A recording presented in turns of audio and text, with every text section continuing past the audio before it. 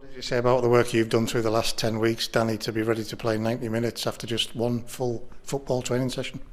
Yeah, it's been a hard 10 weeks. Obviously, I was frustrated the first 5-6 weeks. I couldn't do a lot. I had to wait for the green light from the specialist.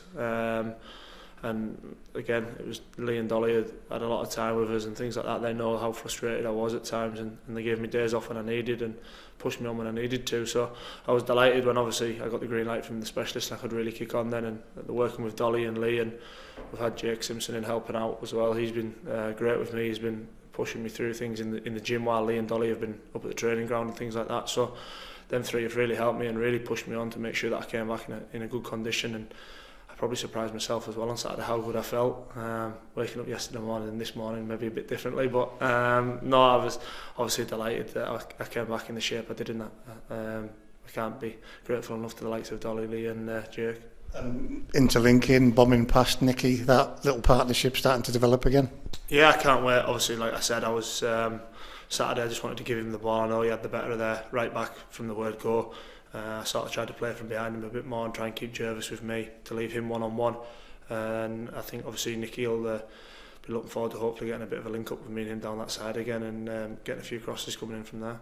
Going forward, 2 home games in the space of 4 days, coming at the end of the week. Big 2 games. Massive 2 games, and I think it's a business end. We've always said it.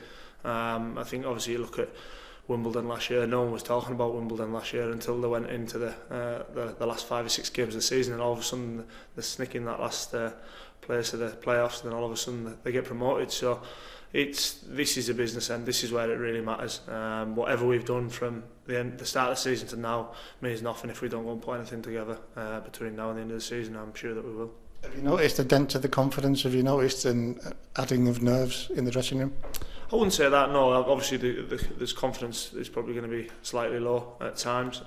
Maybe not trying that pass or doubting themselves sometimes. But again, the lads are all behind each other in there. They know when they have to be told, and lads know when they have to get an arm around them. So it's a great bunch of lads, and obviously the lads that came in at Christmas have come in, and hopefully they can give us another little boost again and kick us on to finally get over this line.